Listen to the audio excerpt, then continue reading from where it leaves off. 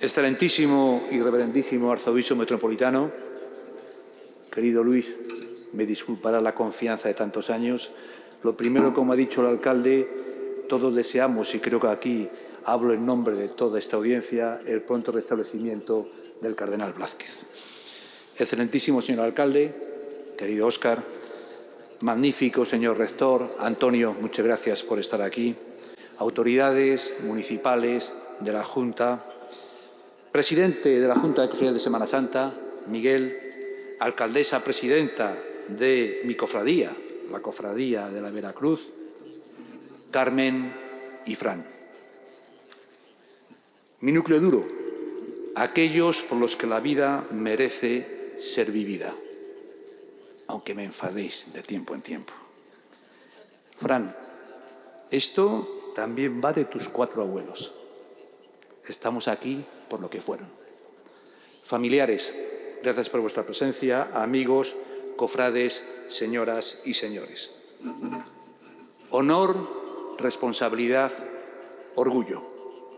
Permítanme comenzar con estos 3 conceptos que definen hoy aquí mis sentimientos. Ante todo, agradecimiento. Agradecimiento a todos aquellos que han pensado en mí y me han propuesto formalmente cumplir con este honor de ser el pregonero de la Semana Santa de Valladolid de 2023. Porque honor es, como decía el alcalde, para un vallisoletano castizo como yo, nacido en la calle Conde Ansúrez, y que durante todo su periplo profesional ha ejercido con orgullo de ello, y ya siempre, si se me permite la expresión, vallisoletaneado. Orgullo y agradecimiento por ser el encargado de dar el pregón. Responsabilidad.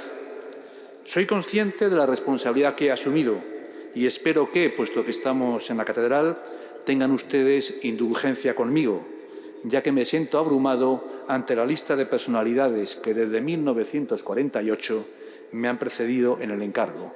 Y espero que mi presidenta de la Veracruz, querida María José, tenga indulgencia en particular. Orgullo, porque para este pregonero esta tarea supone uno de los encargos más importantes que mi ciudad. Esa ciudad que para mí siempre se me ha representado como en aquellos versos de Jorge Guillén en Cántico, villa por villa en el mundo, cuando los años felices brotaban de mis raíces. Tú, Valladolid profundo. ¿Qué mejor tarea me podía encomendar mi ciudad? Pero, ¿por dónde empezar? ¿Por qué los organizadores han pensado en mí como pregonero? No lo sé. Pero lo que sí sé es que la Semana Santa de Valladolid, sus olores de cera y de incienso, su anhelo de primavera contenida, sus sonidos de murmullos y susurros, la dignidad y el respeto de cofrades y espectadores. Ese ensimismamiento colectivo de la ciudad en torno a su Semana Santa, cual si fuéramos Castroforte de Baralla, que levitaba cuando sus pobladores asumían un anhelo a una, como nos contó magistralmente Gonzalo Torrente Ballester en la saga Fuga de J.B. Siempre ha representado para mí mi particular Magdalena de Proust, esto es, los olores, los sabores y los sonidos que conforman ese paraíso perdido que es la infancia. ¿Cómo voy a olvidar que hace casi 60 años mis padres me inscribieron como cofrade de la Veracruz? ¿Cómo olvidar el orgullo con el que procesioné hasta que mis pasos profesionales me llevaron muy lejos de mi ciudad? Por ello, vaya mi recuerdo emocionado para todos aquellos que ya no están y que forman parte de mi particular Magdalena. O Torrija, la Torrija de Semana Santa que nos hacía nuestra madre, como mis hermanos bien recordarán. Y mucho más allá de ser parte de la Magdalena, porque son su esencia para mis padres, Francisco y Eugenia. La Semana Santa para mí es la imagen y la excitación de mi madre como camarera de la Virgen de la Veracruz. Toda obligación cedía ante las necesidades de la Virgen, de su Virgen. Y la de mi padre, con su imagen de hidalgo cervantino, para quien la cofradía era su forma de activismo social a lo largo de todo el año. Para ellos, y así nos lo han transmitido a sus hijos, la Semana Santa era un elemento central en sus vidas y en gran parte conformaba su manifiesto vital. Les voy a hacer una confesión, que más apropiado, señor arzobispo. De todos los amigos, familiares y conocidos que me han felicitado por este nombramiento, las palabras que más me han emocionado han procedido de mi prima María Teresa, viuda de Antonio Morillo, quien para mis padres fue como un hijo adoptivo y para mí mis hermanos como nuestro hermano mayor. María Teresa, cuando se enteró la noticia, me envió un mensaje de estos modernos por WhatsApp, diciendo simplemente: tus padres no tienen en el cielo sábanas suficientes para las lágrimas de emoción y Antonio con ellos. No encuentro, sinceramente, mejores palabras para expresar mis sentimientos. Va por vosotros. Señoras y señores, no sé si estos pueden considerarse méritos para ser pregonero, pero en cualquier caso son los míos y se los presento con orgullo. Están ustedes ante alguien que ha comenzado declarándose vallisoletano castizo, que ejerce de ello con orgullo y que espera seguir haciéndolo a lo largo de su trayectoria vital y profesional. Y al mismo tiempo, y sin que ello suponga ningún tipo de contradicción, este pregonero siempre ha puesto en el centro de su vocación y de su proyecto de vida, tanto profesional como personal, a Europa. Europa en el corazón y en la aspiración de contribuir a colocar a España en el entorno al que pertenece y del que nunca debimos estar ausentes tanto tiempo. Parafraseando a Ortega y Gasset, siempre he opinado y defendido que Europa es la solución a los problemas colectivos de los Estados y de los ciudadanos europeos. Respeto profundamente todas las opiniones y aunque siempre he pensado que es muy saludable ser crítico con Europa, puesto que es la mejor manera de hacerla avanzar sin tener que pregonar siempre la fe del carbonero, mantengo que es altamente peligroso para la salud negar la realidad de lo que Europa supone en términos de progreso, de paz y, tan evangélico es, de tolerancia y respeto ante el que no piensa como nosotros. Europa, en definitiva, para alguien que la ha vivido desde la sala de máquinas casi 35 años, es un ejercicio colectivo del poder, basado en la negociación y en el arte del compromiso, y no en el de la supremacía de la fuerza. Dos de nuestros mejores responsables políticos del siglo XX lo han resumido a su manera.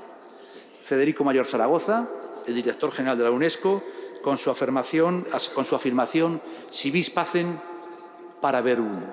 Si quieres la paz, prepara el diálogo.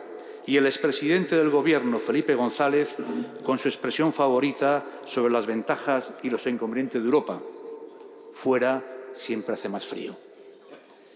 Europa como vocación, desde los ya lejanos tiempos en los que, hace 45 años, comencé mi singladura como aspirante a profesor con mis compañeros del alma, Antonio Adrián y Edmundo Matía, en aquella facultad de Derecho donde los viejos maestros de la misma, entre los que quiero recordar, pidiendo disculpas por los olvidos, a mis añorados a los que pondré un don de respeto colectivo, Ángel Ayue, Justino Duque, Carlos de Miguel o Ángel Torío. Aquellos maestros que me llamaban cariñosamente el extranjerizante, porque qué idea querer dedicarme al derecho europeo. Sin que posteriores maestros de esta universidad, con los que tuve el honor de convivir al principio de mi carrera, osaran contradecirles, contentos de no tener que pronunciarse explícitamente sobre los mismos ideales compartidos conmigo. Algunos de ellos están aquí presentes y se lo quiero agradecer. Y comenzaré con Alberto Herrero, a quien debo señalar, por cierto, querido rector, como el principal responsable de que ustedes me tengan que soportar aún hoy en las aulas de esta universidad, pues presidió con ardor guerrero mi tormentoso tribunal de oposiciones. Pero también a Abelino García, José Luis Martínez, Paloma Viglino, Marcos Sacristán, Jesús Quijano, Alejandro Menéndez o Vicente Aguilarte. Y, en fin, a aquellos que nos han dejado demasiado pronto, como Javier Salinas o, muy recientemente, Fernando Valdés. ¿Por qué Europa en el corazón? Pensando en cómo podría definir de manera concisa lo que es Europa y por qué es vital para todos nosotros, he tropezado con una reciente editorial del Notariado Español en el número 139 de Escritura Pública, revista altamente peligrosa, que me parece perfecta para mis propósitos. Reza así: construida sobre cimientos culturales, políticos y sociales bien asentados históricamente, donde confluyen la herencia del derecho romano, la ética del cristianismo, los principios del liberalismo y el socialismo democráticos de la Edad Moderna y el constitucionalismo del siglo XX, la Unión Europea constituye una fuente imprescindible de racionalidad ética y jurídica, que pone límites a la acción política de los Estados miembros, preservando las libertades y derechos básicos de los ciudadanos europeos. Creo sinceramente que todos los que estamos aquí nos podemos reconocer en esta definición, en la cual se aunan el reconocimiento de lo que nos conforma ética, histórica y políticamente, la defensa de la libertad y el equilibrio en el ejercicio de responsabilidades. En suma, una sociedad en construcción a escala supraestatal, basada en una doble legitimidad, la de los Estados-nación democráticos que la componen y la de sus pueblos. Como dice el artículo 1 del Tratado de la Unión Europea, citaré muy pocos artículos, no se preocupen ustedes, una unión cada vez más estrecha entre los pueblos de Europa. Por eso hoy, en este marco identitario y solemne de pregonar en la Catedral de mi Valladolid la importancia de la Semana Santa, quiero desgranar ante ustedes algunas de las razones que también traen hoy a Europa al corazón de todos los que estamos aquí reunidos. En primer lugar, seguramente lo han adivinado ustedes, quiero referirme a la herencia judeocristiana, ampliamente debatida a la hora de justificar políticamente nuestra ideología como europeos. Creo que todos podemos coincidir con estas palabras del Papa Benedicto XVI en su discurso ante el Parlamento Federal Alemán en septiembre de 2011. La cultura de Europa nació del encuentro entre Jerusalén, Atenas y Roma, del encuentro entre la fe en Dios de Israel, la razón filosófica de los griegos y el pensamiento jurídico de Roma.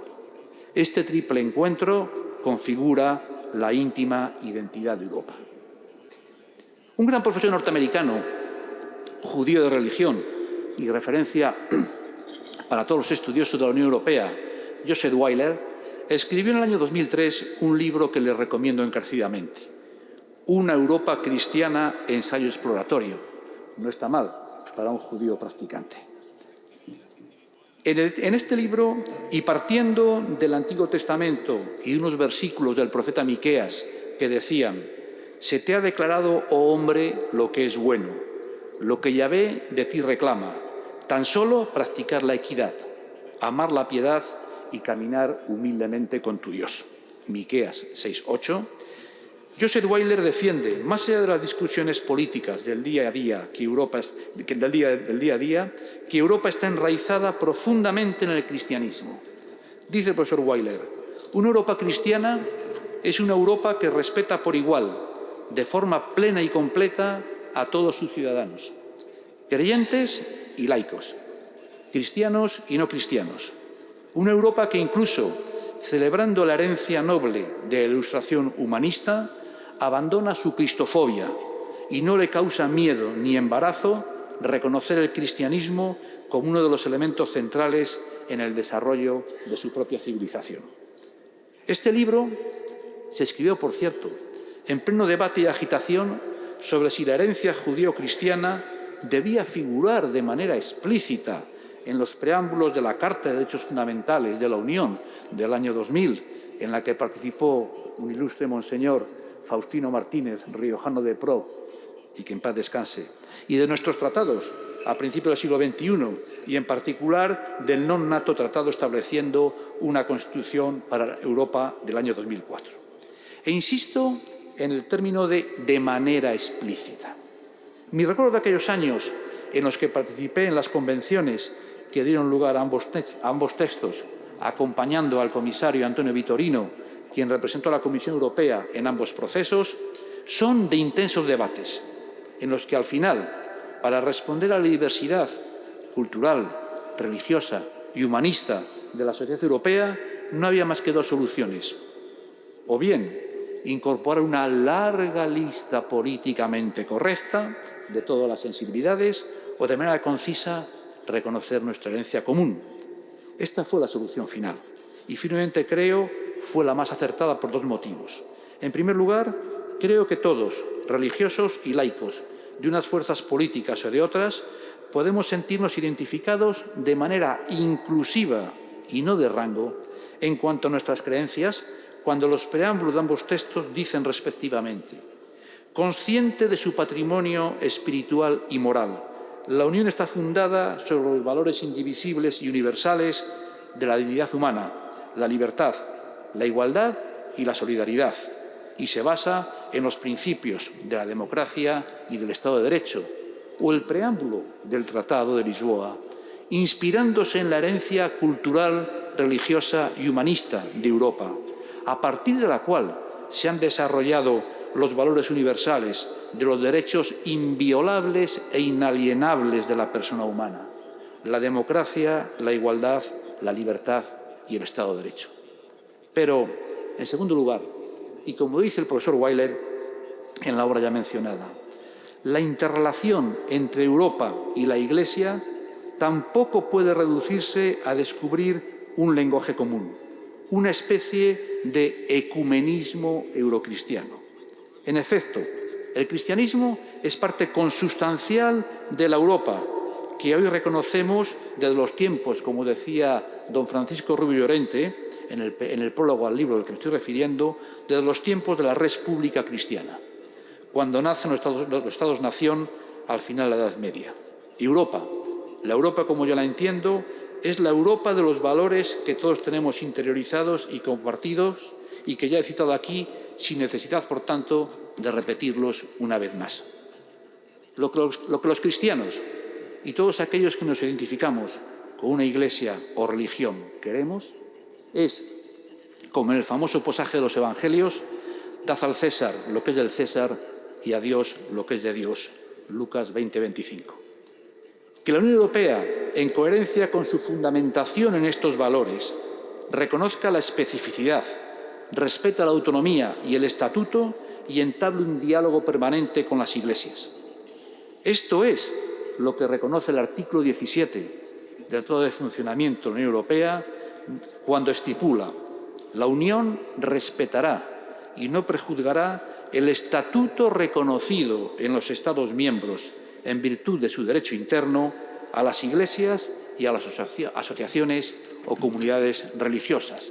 Y continúa este artículo: reconociendo su identidad y su aportación específica, la Unión mantendrá un diálogo abierto, transparente y regular con dichas iglesias y organizaciones.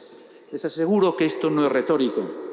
Si este pregón fuera un anecdotario, me extendería en contarles cómo uno de mis más brillantes jefes, jurista británico y también judío, a pesar de su incomprensión intelectual y después de intensas discusiones con él, entendió y defendió con brío en el Consejo y en el Parlamento la incorporación del matrimonio conforme al derecho canónico y del valor metaconstitucional de los concordatos dentro de nuestras reglas en materia de derecho de familia. O, como hace ya 30 años, el entonces presidente de la Comisión Europea, Jacques Delors, católico y socialista, como compromiso personal e intelectual, creó un pequeño grupo en el que tuve honor de participar para establecer un diálogo estructurado con las iglesias y líderes religiosos en Europa, grupo que sigue funcionando y que ha adquirido sus cartas de nobleza en los cenáculos del poder en Bruselas. Señoras y señores, todos conocen la famosa cita atribuida a Galileo, cuando para librarse de la hoguera de la Inquisición se retractó de su teoría de que la Tierra giraba en torno al Sol, y al tiempo, y en voz baja, rezongó: Eppur si muove, y sin embargo se mueve. En resumidas cuentas, La importancia del cristianismo como elemento central de esta idea civilizatoria y de valores que es Europa no admite discusión. Es una realidad. Pidiéndoles tolerancia, si esto les parece heterodoxo, nunca he visto la contradicción entre los valores del cristianismo y los de la Ilustración. Cuando Voltaire lanzó su famosa consigna, aplastar la infamia, nunca he conseguido entenderlo como un manifiesto antirreligioso, lo siento, sino como una defensa de la tolerancia y de la libertad con la que todos nos identificamos. En el fondo, en palabras de un ilustre catedrático de teología pastoral, Casiano Florestán, en un artículo publicado en El País en el año 2003, con su espíritu y humanismo de raíces cristianas, Europa debe ayudar a enderezar el rumbo de la humanidad. No es necesario que se mencione, esto lo decía don Casiano, no yo, no es necesario que se mencione el aporte de la fe cristiana en la Constitución Europea, sino que se recojan en este texto básico valores de tradición cristiana asumidos por la modernidad, sin clericalismos o anticlericalismos. Y me gustaría ilustrar mi teoría con algunos ejemplos. En primer lugar, ¿qué mejor demostración de la inserción del cristianismo en los valores europeos que las ideas de la democracia cristiana, ampliamente representadas entre los padres fundadores de Europa al final de la Segunda Guerra Mundial?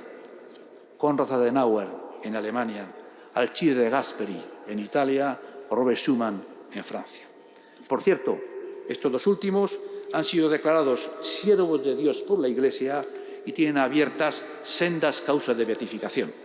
De Gasperi desde 1993, Schuman desde el año 2021, ambos por sus virtudes heroicas. Créanme que como funcionario europeo lo de las virtudes heroicas me llega al alma. Estos tres grandes padres fundadores de Europa tenían en común tres características que no me resisto a no mencionarlas aquí. Los tres habían sufrido las consecuencias de las dos guerras mundiales, que les obligó incluso a cambiar de nacionalidad a lo largo de sus vidas. Los tres eran devotos católicos y los tres eran amantes de la libertad y de la tolerancia, hasta el punto de que los tres pagaron las consecuencias de sus convicciones antinazis y antifascistas con la cárcel, el exilio o el confinamiento. Y de estas características surgió una convicción europea basada en la solidaridad y el respeto a las diferencias, ambas de profunda raigambre cristiana, y que se podrían plasmar en una frase famosa de Robert Schuman que constituye nuestro ADN como europeos. Europa no será de una vez ni en una obra de conjunto, se hará gracias a realizaciones concretas que creen, sobre todo, una solidaridad de hecho. Y esto no nos puede sorprender. La Unión Europea fue, al final de la Segunda Guerra Mundial, la idea en la que convergieron las dos grandes corrientes políticas, la democracia cristiana y la socialdemocracia. Cristianos y laicos, continentales y mediterráneos, halcones y frugales, esto no viene en el discurso, se lo digo aquí, jacobinos y federalistas, con el fin de acabar con las guerras en el continente y conscientes de que la prosperidad global de nuestras sociedades en el mundo contemporáneo no podía basarse en la ilusión de nuestras viejas glorias imperiales, sino en la integración de nuestros pueblos. Como dijo otro padre de Europa, este socialista y belga, Paul-Henri Spaak, los Estados europeos se han hecho todos demasiado pequeños para competir individualmente en este mundo global, solo que algunos todavía no se han dado cuenta. Esto fue de 1951. Y esta ósmosis con las raíces cristianas está presente en nuestros símbolos y en muchos de los elementos económicos y políticos de la Unión Europea. Comenzando con los símbolos. Quisiera referirme a la bandera de Europa, pues es común a nuestra Unión y al Consejo de Europa. Consejo de Europa, casa común de los derechos fundamentales en nuestro continente.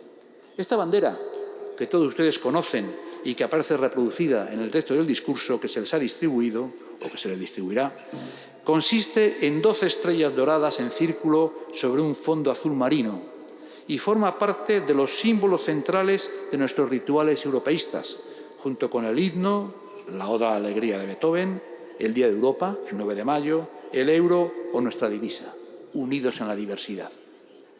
La historia de esta bandera es conocida. Se remonta a 1955, cuando el Consejo de Europa la eligió con su diseño actual para su propio uso, siendo un español, Salvador de Madariaga, uno de sus padres intelectuales, defendiendo la potente simbología para la unidad europea de una constelación de estrellas posicionadas. Y fue adoptada solemnemente como emblema propio por la Unión Europea en 1985. En amplios sectores de la sociedad europea se le ha atribuido a esta bandera un origen mariano, que busca la inspiración de la misma en el libro del Apocalipsis. Una mujer vestida del sol y una corona de 12 estrellas.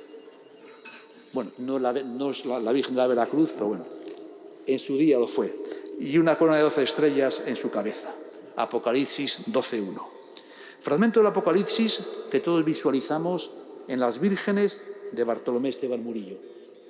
Inspiración, además, basada en declaraciones del propio autor del diseño, el pintor alsaciano Arsène Heinz, católico devoto. Naturalmente, sin negar esta inspiración de origen mariano, la bandera no se escogió por eso, o por lo menos no se escogió explícitamente. Se escogió por representar los ideales de unidad, solidaridad y armonía entre los pueblos de Europa, donde las 12 estrellas constituyen el símbolo de la perfección de la totalidad. De nuevo, nos encontramos ante una potente simbología, en la que todos podemos reconocernos independientemente de nuestras creencias. Muchos otros ejemplos de esta ósmosis integradoras podrían traerse a colación. Me limitaré a dos elementos centrales en nuestra forma de avanzar en Europa política y económicamente, y donde se puede ver un aporte ideológico del cristianismo. Para empezar, la importancia que ha tenido y que tiene la doctrina social de la Iglesia en nuestra concepción de una economía social de mercado y en la cohesión. La noción de economía social de mercado es entendida como una tercera vía entre las economías dirigidas o planificadas y la del liberalismo confiado a las fuerzas del mercado. También se la conoce como capitalismo renano, no debiendo ser ninguna sorpresa que su principal impulsor político y defensor de su implantación a nivel europeo fuera el ministro de Economía alemán de Adenauer a finales de los años 40 del siglo XX, Ludwig Erhard.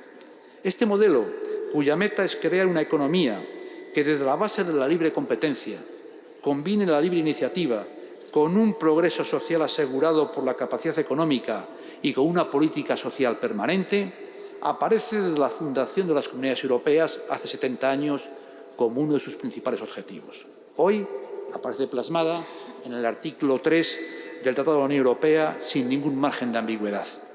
La Unión establecerá un mercado interior, obrará en pro del desarrollo sostenible de Europa, basado en una economía social de mercado altamente competitiva. La Unión fomentará la cohesión económica, social y territorial y la solidaridad entre los Estados miembros. ¿Cómo no reconocer en este modelo económico propio de la Unión Europea la huella de la doctrina social de la Iglesia a partir de la encíclica Rerum Novarum del Papa León XIII de 1891 y su consolidación por sucesivos pontífices, donde se abordaba la inhumana situación de los trabajadores durante la Revolución Industrial, afirmando el derecho de los mismos a asociarse y que el Estado debe intervenir en la economía para asegurar los derechos públicos y privados.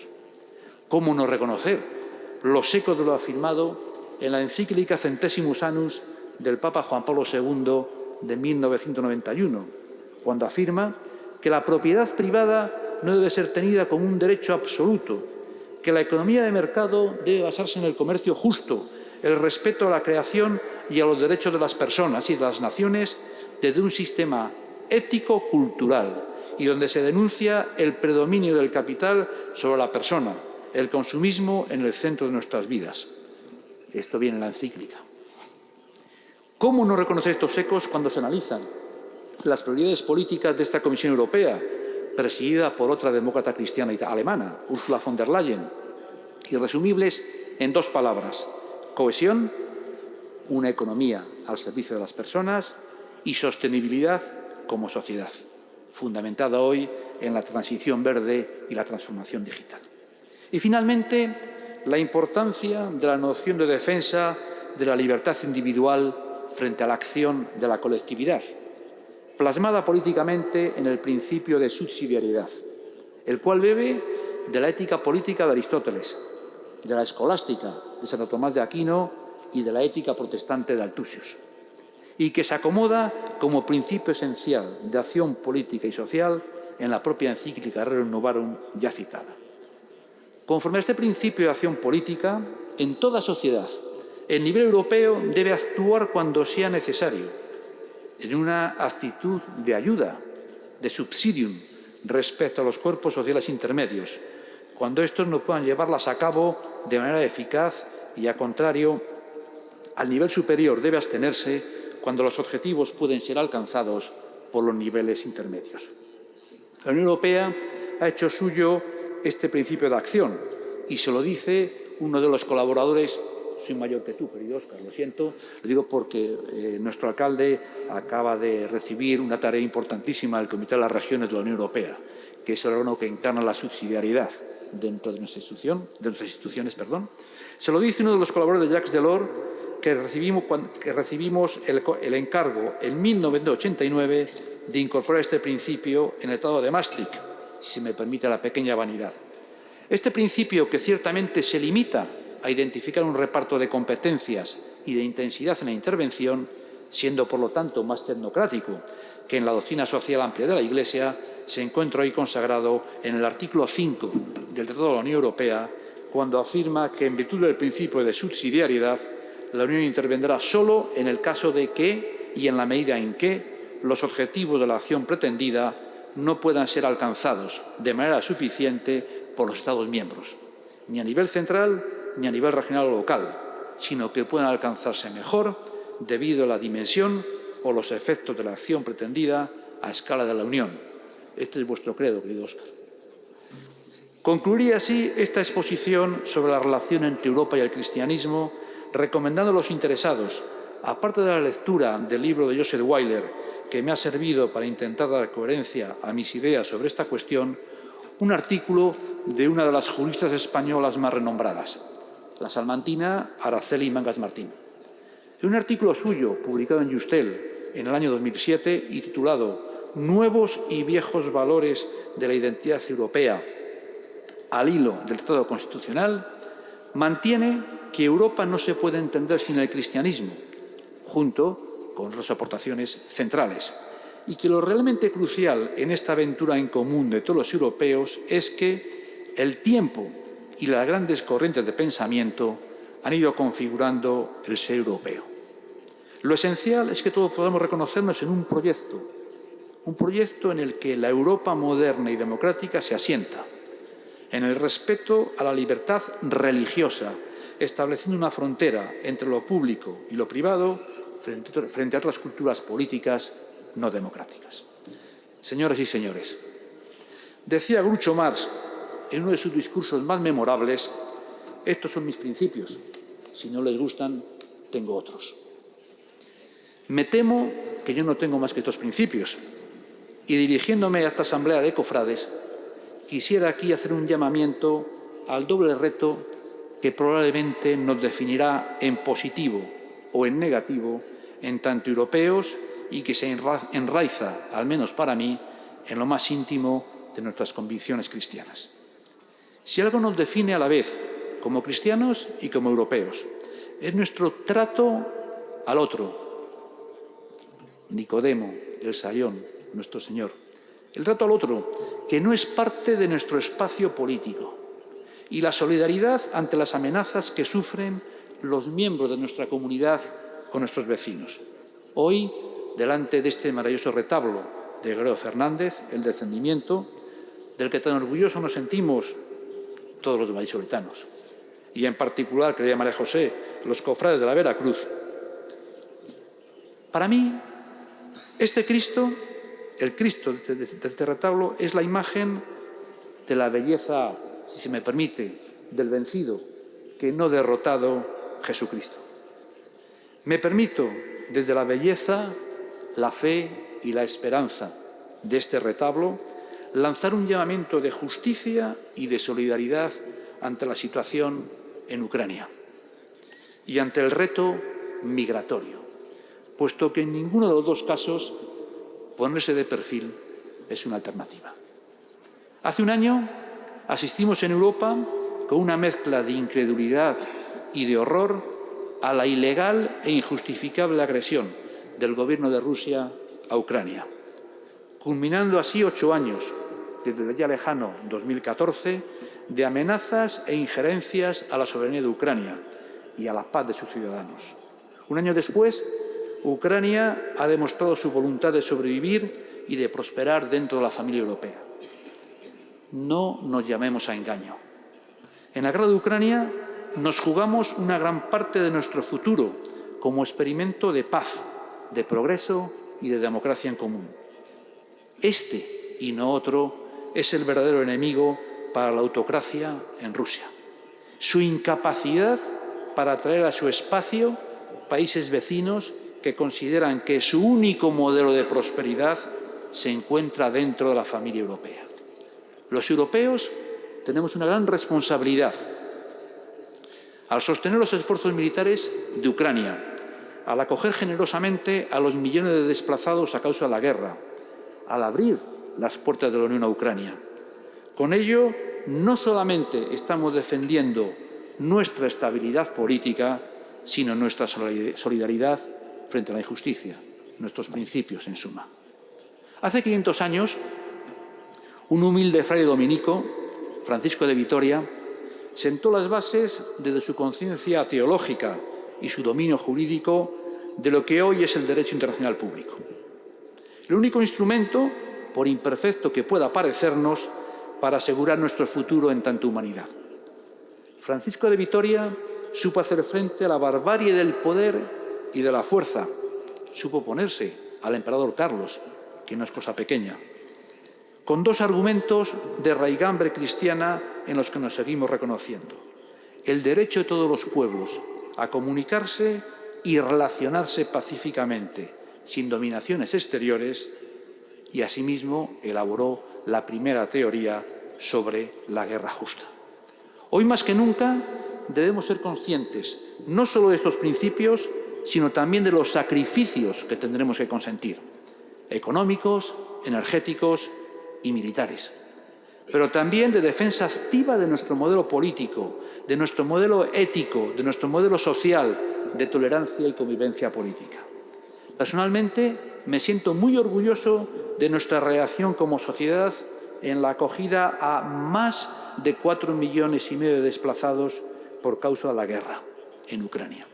En un país tan alejado del frente como es España, hemos otorgado un estatuto, gracias al derecho europeo, tengo que predicar para mi iglesia, si me permiten, gracias al derecho europeo de protección temporal hasta, fíjense, en España, más de 170.000 personas.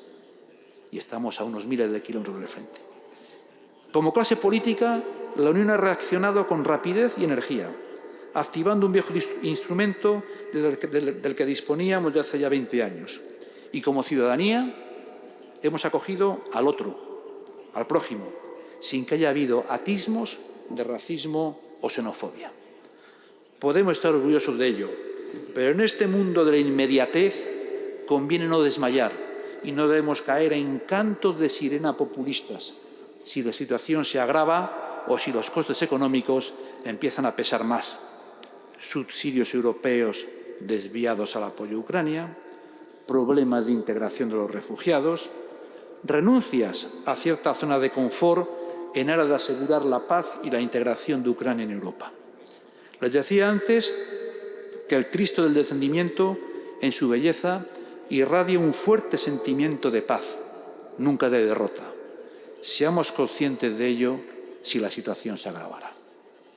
Y finalmente, también, ante esta asamblea en la que están representados todos los valores de la Semana Santa, lo que no nos gusta oír porque nos enfrenta a nuestros egoísmos y miedos como sociedad. Lo que tetaniza a buena parte de la clase política. Lo que capitalizan, como diría César Vallejo, los heraldos negros. Lo que llama a nuestra conciencia cristiana y a nuestro propio recuerdo como sociedad, la inmigración. En el siglo XXI, en nuestro mundo global, por supuesto, es necesaria una gestión global de los flujos migratorios. Una gestión global en pleno respeto de los derechos humanos, mostrando solidaridad ante fenómenos como el cambio climático, que cada vez más impulsan movimientos migratorios a escala global, atendiendo, claro, a nuestras capacidades reales de integración y de seguridad. Podemos seguir viviendo en el espléndido negacionismo, en el cortoplacista egoísmo de sociedades prósperas. Perdónenme si consideran esto políticamente incorrecto, o peor aún, idealismo desconectado del sentido común. Pero estamos en la Iglesia. En la Iglesia, ¿quién o la cual en este ámbito tiene una postura clara siguiendo el magisterio del Papa Francisco? Una postura donde se manifiesta con contundencia al centrar los problemas migratorios bajo el ángulo de la defensa de la dignidad humana. Por eso me permito ser tan directo. La Unión Europea se ha avanzado mucho en lo que se refiere a una gestión integral del fenómeno migratorio, desde las condiciones de acceso al espacio europeo, asegurando el principio de tutela judicial efectiva y el respeto de los derechos humanos, al fortalecimiento de nuestra política en materia de asilo y acogida de refugiados, y terminando con una ambiciosa idea de establecer programas de partenariado con los principales países de origen y tránsito de inmigrantes. Pero no nos llevemos a engaño. Es mucho más fácil llegar a acuerdos de protección de nuestras fronteras, la famosa Europa fortaleza, que de solidaridad y acogida. Es mucho más fácil establecer grandes objetivos que concretar avances políticos y compromisos legislativos concretos. Y para muestra, la parálisis en la propuesta de la Comisión Europea de 2020 sobre un gran pacto europeo de asilo e inmigración, pacto rehén, casi 3 años más tarde, de las diferencias y de la falta de solidaridad entre nuestros Estados. Podemos actuar como una ciudadanía pasiva que reconoce en estas contradicciones políticas nuestros propios miedos. No lo creo. Y no lo creo ni desde el punto de vista de las convicciones éticas y morales, ni desde el propio interés de la sociedad europea a medio plazo. Permítanme algunas cifras sobre esto último. Europa, por posición geográfica, somos el destino natural, y lo seguiremos siendo, de los grandes movimientos migratorios procedentes de África y Oriente Medio, sobre todo. Señoras, señores, el Mediterráneo es nuestro río grande, conviene que no lo olvidemos. ¿Saben ustedes, por ejemplo, que la actual población en África se va a doblar, según todas las previsiones económicas, demográficas, pasando en los próximos 25 años de 1.250 millones a 2.500 millones de personas? ¿Saben ustedes que con las perspectivas demográficas europeas pasaremos en los próximos 25 de constituir el 6% de la población mundial a solamente el 4%? ¿Saben ustedes que en Europa necesitaremos en los próximos años incorporar a nuestro mercado laboral al menos 50 millones de trabajadores de países terceros para equilibrar nuestro sistema de pensiones y subvenir a las necesidades de nuestro sistema productivo? ¿Y saben ustedes que frente a todo ello la Unión Europea no tiene prácticamente competencias, como es en el caso de la inmigración legal y en las políticas de integración, y donde las tiene, como en el caso de las políticas de reubicación y reparto de personas en caso de flujos masivos y repentinos de migración, como ocurrió en el año 2015, en el cual en 9 meses más de 1,5 millones de personas entraron a nuestras fronteras? Los Estados no cumplieron con sus obligaciones jurídicas y políticamente las hicieron inviables. delante del Cristo del descendimiento. Me avergüenzo de nuestra falta de coraje, de nuestras medias tintas y de la miopía política que supone esta actitud. No pretendo ser un idealista.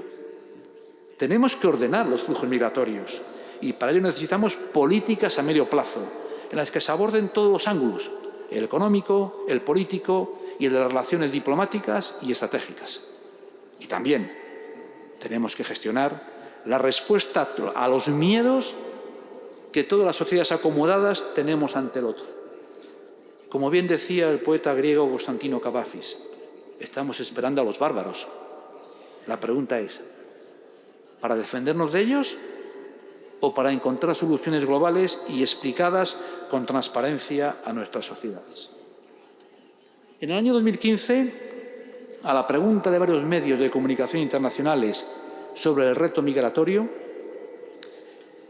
le preguntaron al Papa Francisco cuál era para él el mayor reto migratorio que teníamos.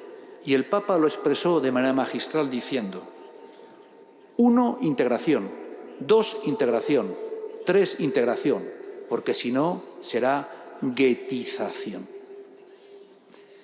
Esto es para mí nuestra obligación como ciudadanos europeos, y en la cual el cristianismo tiene una de sus grandes banderas: la dignidad de la persona humana. No olvidemos que tras el término gueto, procedente del barrio judío de Venecia en el siglo XVI, se esconden una gran parte de las noches más oscuras del alma europea, parafraseando a San Juan de la Cruz. En fin, déjenme que haga una particular interpretación personal sobre los desafíos europeos en el contexto de este periodo de reflexión que encarna la Semana Santa. Y esto les prometo que será mi conclusión. El Cristo descendido de la cruz que estamos contemplando representa, como ya he dicho, belleza, paz y me confirma en mi fe. ¿Cómo ilustrarlo? Aunque se enfade mi mujer, siempre tengo que sacar la música a colación.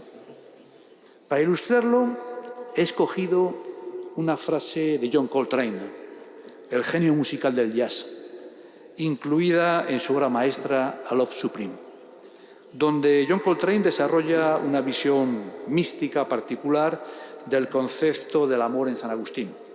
Let that love supreme reign over the universe. Dejemos que el amor supremo reine sobre el universo. Porque creo que la escucha de esta pieza magistral, de este saxo de John Coltrane, nos puede hacer a todos pensar en la necesidad de hacer que el amor reine en nuestros corazones como expresión de respeto hacia la trascendencia y hacia la dignidad de la persona humana y como homenaje a este bello Cristo del descendimiento. Por cierto, en el discurso tienen ustedes el link por si a alguien le apetece escuchar la música. Espero que les emocione tanto como a mí. Mi particular conclusión. La Semana Santa de Valladolid es una de nuestras señas de identidad más profundas, independientemente de nuestras convicciones, amores y desamores, enfados y alegrías. Y espero que Miguel, nuestro presidente, esté de acuerdo conmigo. Va mucho más allá de una manifestación de este grupo admirable que constituyen los cofrades, de los que, cual hijo pródigo retornado, si bien este es el título de mi pregón, es de Bruselas a Valladolid, viaje de ida y vuelta de un cofrade de la Veracruz, de los que, cual hijo pródigo retornado, me declaro también miembro. ¿Recuerdan ustedes 20 de abril, una de las canciones más emblemáticas de Celtas Cortos? El grupo de Valladolid con el que he reprimido nostalgia de mi ciudad y cuyo comienzo vital como grupo está muy próximo de esta catedral, enfrente, en el Largo Adiós. En dicha canción recordaban aquello de «¿Recuerdas aquella noche en la cabaña del Turmo?» No se lo voy a cantar porque salen todos ustedes corriendo. Dios no me ha dado ese don. Las risas que nos hacíamos antes todos juntos. Hoy no queda casi nadie de los de antes. Y los que quedan han cambiado. Pues bien, si algo no ha cambiado, y se lo dice este hijo pródigo, es la Semana Santa. Si alguien hubiera podido pensar que la Semana Santa era fruto de una época ya pasada de la sociedad española y felizmente superada, se equivocaba completamente. Hoy la Semana Santa está más viva que nunca. Nuestro alcalde, querido Óscar, conoce mi afición a pedirle invitaciones para traer el Viernes Santo en los últimos años a diferentes embajadores y personalidades europeas. Y creo que confirmará lo que les voy a decir ahora. La Semana Santa de Valladolid es la expresión de un sentimiento de orgullo y de identidad. Un sentimiento en el que se implica toda nuestra sociedad, sin distinción de sexo o edad. Y en este sentimiento de identidad, de introspección profunda, de imagen y representación de nuestra ciudad para los forasteros, esto es lo que todas las personalidades con las que mi mujer Carmen y yo hemos compartido procesiones estos últimos años nos han transmitido. Enhorabuena, Valladolid. Concluyo con un poema amargo contra el Valladolid cortesano de principios del siglo XVII, traído a colación de otro ilustre vallisoletano, mi querido Ángel Ayue, y recitado en su funeral hace apenas un mes, en el cual Luis de Góngora nos decía: Valladolid, de lágrimas sois valle, y no quiero deciros quién las llora. Pues bien, este orgulloso vallisoletano ha intentado explicaros cómo sus lágrimas son de reconocimiento ante esta encomienda de pregonero y de sentimiento de pertenencia a este ensimismamiento colectivo que para todo vallisoletano representa la Semana Santa. Y también lágrimas de alegría ante la perspectiva de la próxima coronación de la Virgen de la Veracruz en septiembre, lágrimas que las pago en nombre y memoria de mis padres y de todos aquellos que nos han precedido en estos afanes y que permanecerán en nuestra memoria. Mi tumba nunca será demasiado grande. Tengo la cabeza llena de todos los que amo. Necesitaré más espacio para que todos ellos puedan ponerse de pie en cada uno de mis pensamientos. Estos son unos versos de Anís Kolf, a quien tuve el honor de conocer, una poetisa luxemburguesa recientemente fallecida, que utilizaba el alemán como lengua materna, que se casó con otro luxemburgués de lengua francesa, luxemburgués que fue torturado por la Gestapo en la Segunda Guerra Mundial. Y ella, por amor, se pasó al francés como lengua de escritura. Esto es Europa y nuestro espíritu. Muchas gracias desde el corazón.